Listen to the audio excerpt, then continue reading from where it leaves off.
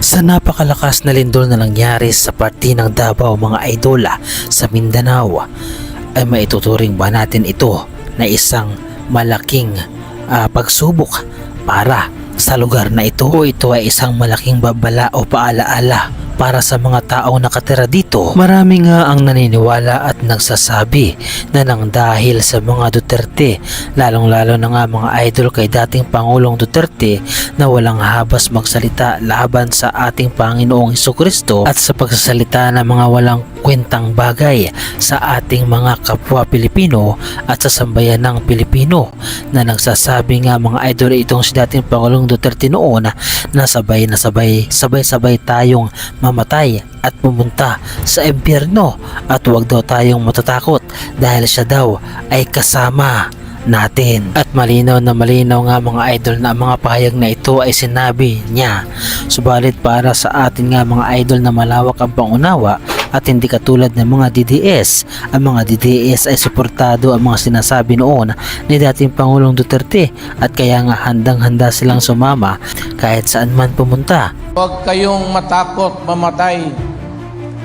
Ako ang bahala sa inyo. Paano ka maka-retreat na yun? Diyos mo pinako sa krus. Napakawala ng bilib. Ako ang Diyos tapos ipako mo ako. Putang ina. At kung ikaw nga mga idol ay isang mananampalataya sa ating Panginoong Hesukristo, ay hindi mo matatanggap ang mga pahayag na ito ni dating Pangulong Duterte, dahil lumalabas nga mga idol na kanyang minamaliit ang ating Panginoong Hesukristo at hindi siya naniniwala na ang ating Panginoong Hesukristo ay isang Panginoon. Kaya naman ang masasamang gawain, ang masasamang pananalita, ang masasamang mga sinasabi ni dating Pangulong Duterte ay nagbunga na sa kanyang lugar. At ang isa pa nga mga idol sa mga nakakabahala, ang mga supporters ni Duterte o ng mga DDS ay labis na naapektuhan ang pag-uutak at pag-uugali, katulad na lamang mga idol ng isang batang ito na sa murang edad ay nakakapagsalita na ng hindi pangkaraniwan na ng isang bata. Nakakilabot at nakakatakot dahil ang pahayag ng batang ito ay siya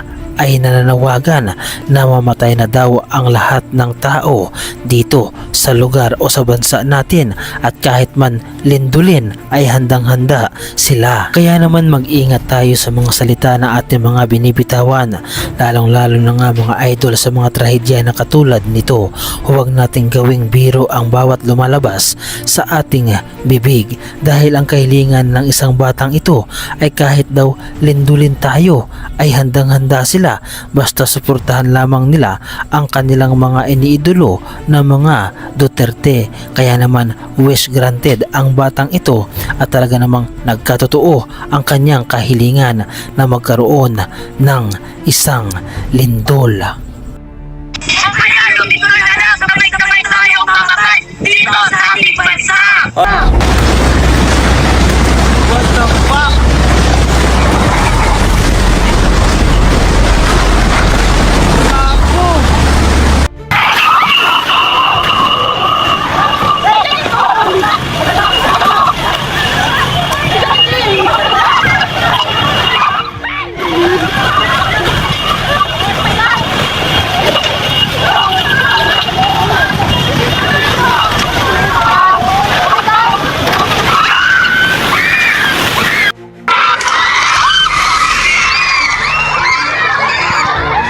Ang inyong napapanood mga idol ay hindi teleserye at hindi rin isang pelikula.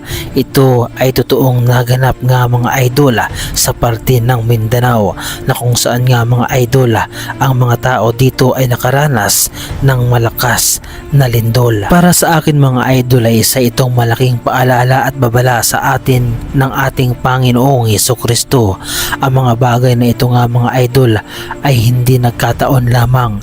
Ito ay talagang nangyari upang ipaalala sa atin na na mas bigyan natin ng pansin at pagkakataon ang ating Panginoon kaysa sa mga sinusuportahan natin na mga politiko na kung saan ay sumisira sa imahe ng ating Panginoon. Marami na nga mga idol na patunayan natin na ang kapangyarihan ng Panginoon ay kumikilos, lalong-lalo na sa mga tao na kumukontra sa kanyang mga salita, katulad na lamang mga idol ng bansang China na kung saan ay sila ay hindi naniniwala sa ating Panginoon at talaga namang nagkaroon pa sila ng pagkakataon na baguhin ang salita ng Diyos at baguhin at gumawa ng sarili nilang Biblia.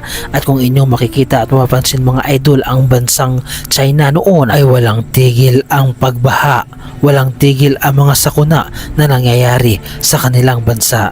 Kaya naman huwag nating hintayin na ang ating bansang Pilipinas ay matulad dahil sa mga politiko na ating sinasamba, sa mga politiko na ating sinusuportahan, katulad ng mga idol ng pamilyang Duterte, dahil makikita natin at maririnig mismo sa kanilang bibig kung paano sila magsalita ng masasama. Ang aking mga sinasabi mga idol tungkol sa mga Duterte ay hindi paninirang puri, hindi natin sila sinisiraan, bagkus sila ang gumagawa ng paraan at dahilan upang mapuna natin ang kanilang mga maling ginagawa.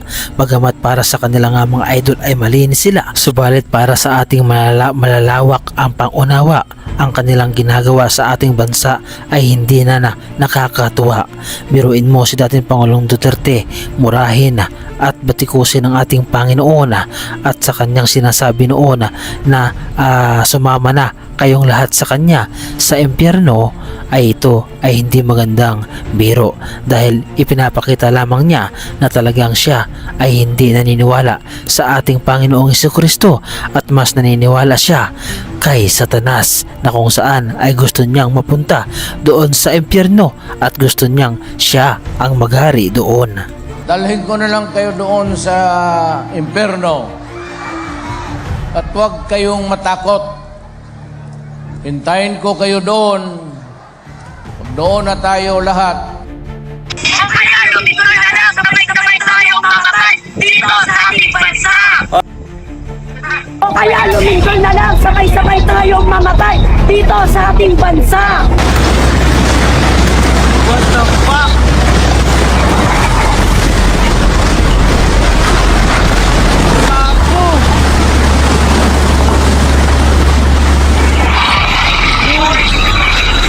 Kung kayo ang tatanungin mga idol, naniniwala ba kayo na mayroong kaugnayan ang bawat mga kahilingan natin, mga kahilingan na hindi maganda katulad ng ginawa ng batang mga makaditiis at sa mga sinasabi ni dating Pangulong Duterte noon, ang lahat ng mga bagay na nangyayaring ito katulad ng lindol sa Davao, naniniwala ba kayo na mayroon itong kaugnayan?